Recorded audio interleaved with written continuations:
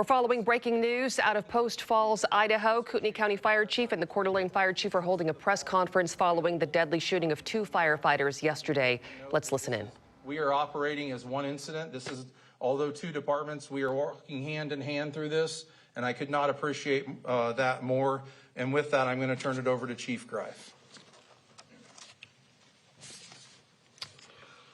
All right, I'm going to echo some things that Chief Way said, but yesterday was one of the most absolute darkest days that either one of these organizations has ever faced.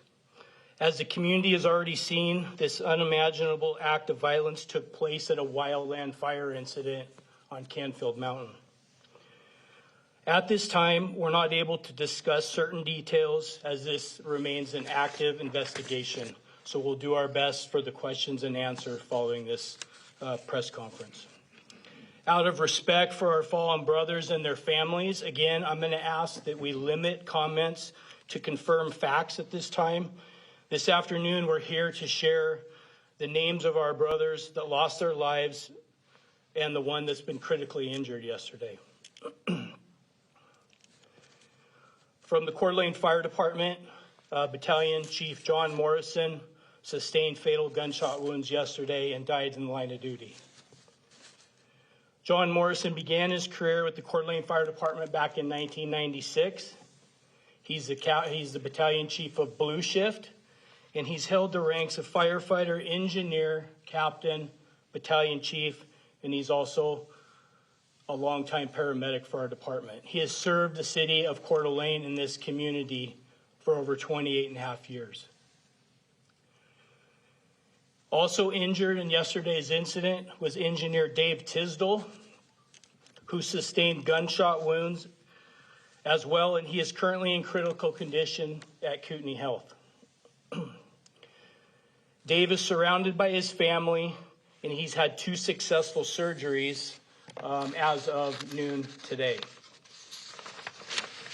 I do have a brief statement that Mrs. Tysdal wrote that I'd like to read. We thank everyone for their love and support. Dave is surrounded by his family, and he is able to open his eyes, and the 2 surgeries have gone well. Like I said, he is in ICU at Kootenai Health, and our focus and support is going to be with the Tysdal family at this point.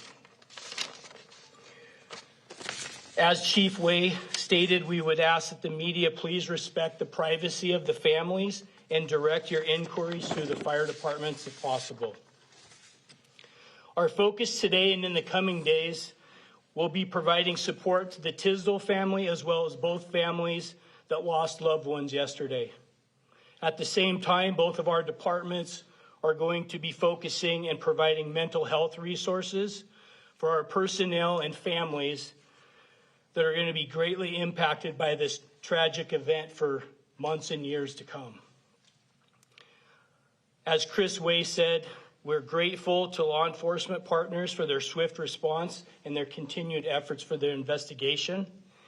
And we would like to thank the numerous regional agencies that have provided resources and support over the past 24 hours. The community support has been nothing short of amazing, and all agencies involved will be needing every bit of that moving forward as we have a long road ahead of us. With that, I would like to turn the podium over to Union President Gabe Eckert with Local 710.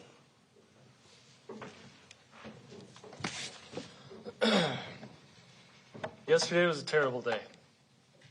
We as firefighters lost 2 brothers and saw 1 hospitalized with serious injuries. And this community lost 2 dedicated public servants.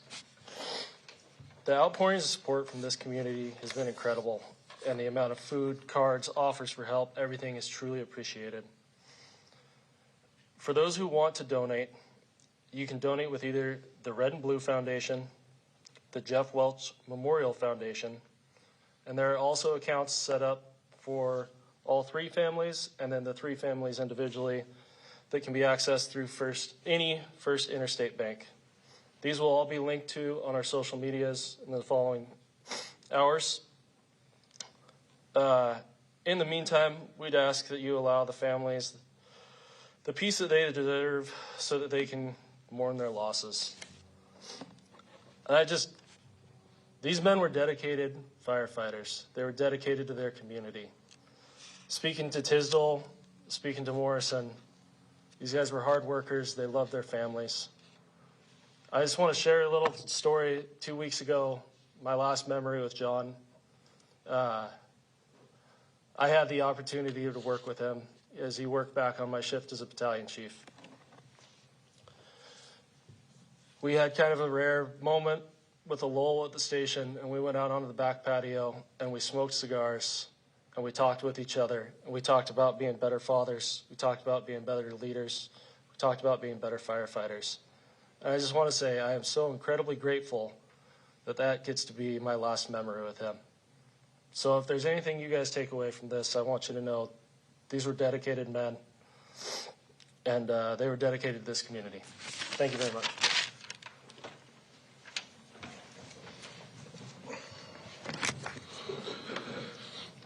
I'm Justin Zabel, President, Local 2856, Kootenai County Firefighters. This tragedy does not define our community. What's often overlooked in times like these is the overwhelming love and support we receive from the people we serve. It's that love for this community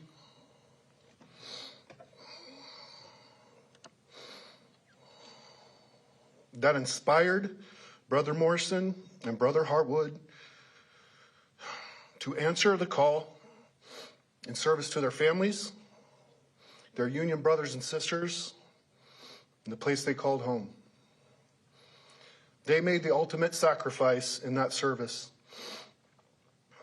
The men and women of Local 710 and Local 2856 will continue to answer that call because it's who we are. And it's how we honor the memory of our brothers who gave their lives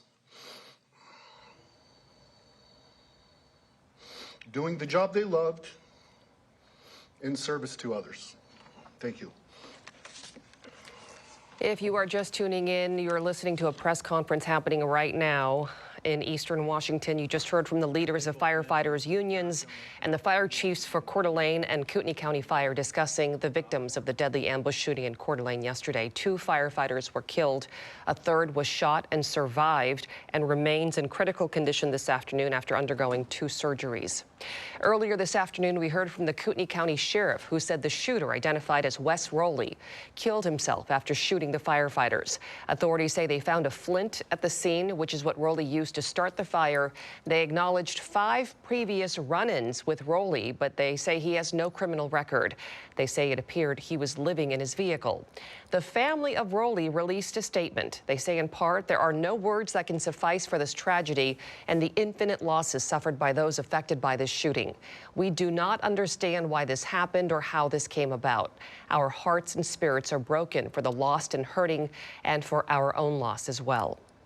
Stay with KOMO News as we track the latest developments for you. We'll have the newest details on the air and online at KOMOnews.com.